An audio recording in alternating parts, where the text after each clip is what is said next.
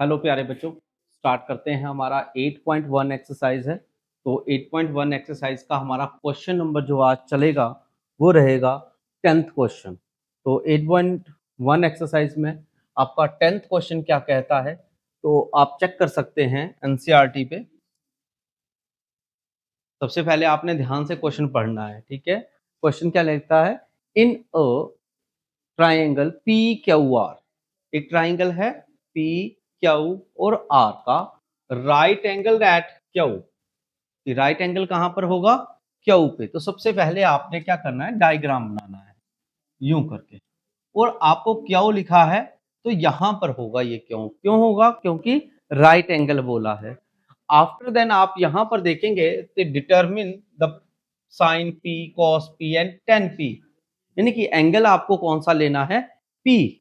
और P हमारा angle होगा तो वो हम यहां लेंगे। क्यों लेंगे? यहां पे ही ले सकते हैं मगर हमारा फिर बेस परपेंडिकुलर लेना मुश्किल हो जाता है, इसलिए P यहां पर ले लिया। तो P भी हो गया, Q भी हो गया, तो यहां क्या रह जाएगा? एक ही रह गया, वो R। तो इस तरीके से आपने जो है नाम रखने हैं। आफ्टर देन गिवन क्या क्या है बेटा वो लिखना है। गिवन है आपके पास P R plus Q R equal to 25 और साथ में दिया है पी क्यू इक्वल टू 5, यानी कि पी क्यू जो है वो 5 है। क्लियर हो गया? अब हम क्या करते हैं, हम यहां पर एक अप्लाई करेंगे पाइथागोरस थ्योरम बाय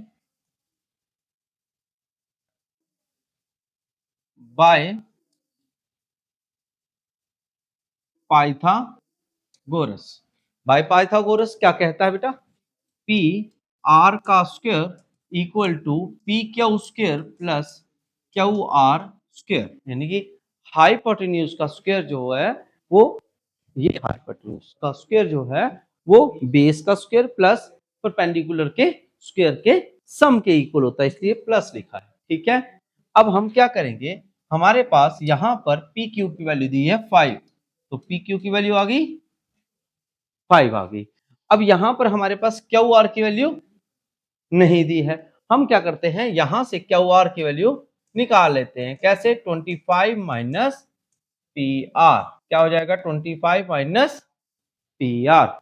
यहां पर अब आप वैल्यू पुट कर दीजिए 25 माइनस पी आर का होल स्क्वायर, ठीक है।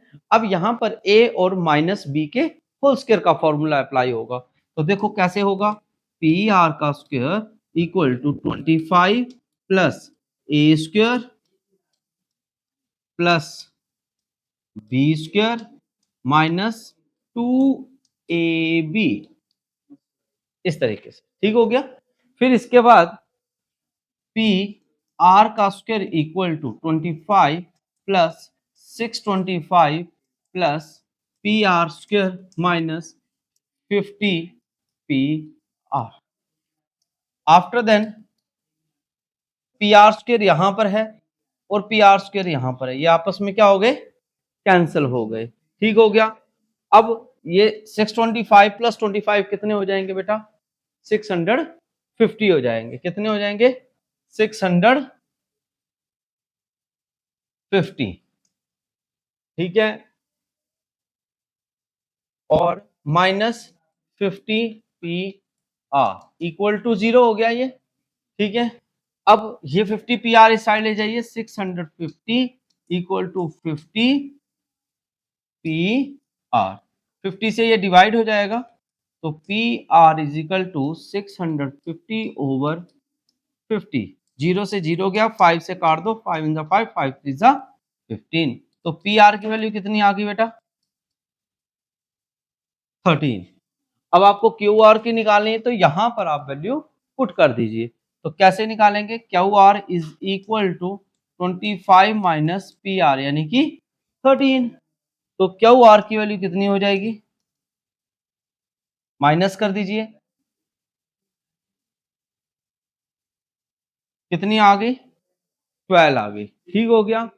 अब आपसे यहां पर वैल्यू पुट कर देते हैं। क्यू आर की वैल्यू होगी 12 और पी आर की वैल्यू होगी 13, ठीक हो गया। अब आपसे पूछा था sine P, cos P and tan P. अब मैंने लास्ट क्लास में जो है आपको क्या सिखाया हुआ है, पंडित बद्री प्रसाद, याद है ना? तो वो हम याद रखना है, पंडित बद्री प्रसाद हर हर बोले सब चेले तेरे।